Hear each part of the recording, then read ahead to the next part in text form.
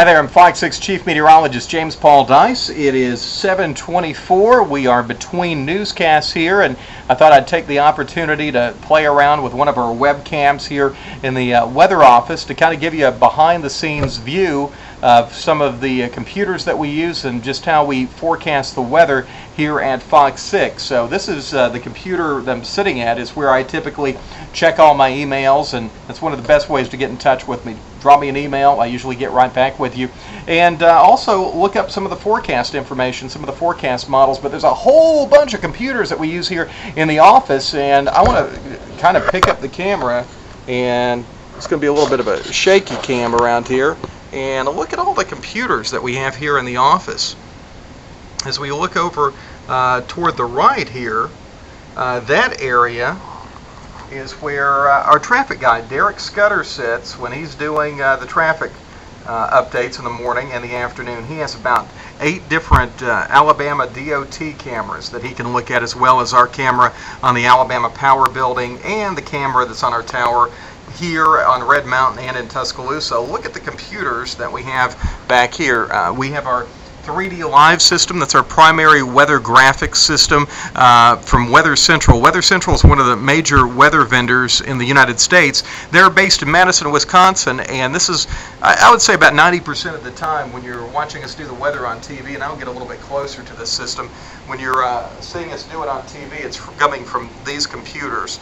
You could almost think of it as a really, really high-tech, super maxed out PowerPoint type system, to kind of give you an example, that manages real-time data as well as lots of different animations that are really high quality. I remember when I first started doing the weather, it would take literally over an hour to render a 16-frame animation using the computers at that time. Now over here we have a Baron Viper system. This is our primary weather tracking system for severe weather, also rain. I mean, we didn't have severe weather today, and I was using this on the air to track some rain and thunderstorms.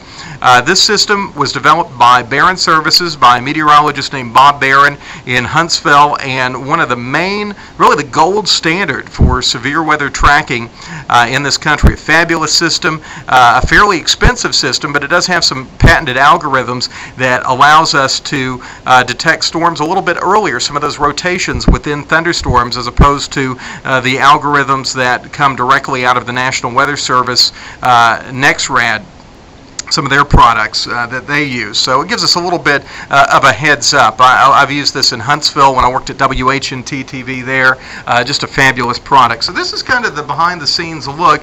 If you can see through the glass here, there's actually, I know a bunch of stuff's reflecting back at you, but we have some computers out there. That's our weather pod area, where we update things during severe weather. Also, you'll see me do weather updates and teases from there. And that's actually the news set. We're looking out into the studio right now, but we're between shows, so the lights are off, and basically I'm the only person in the studio between newscasts. And over here, pardon my lunch there, down at the bottom, we have, this is our forecast model computer. We have a 8-kilometer WRF, weather research and forecast model, that we run here locally. The computer's on the floor there.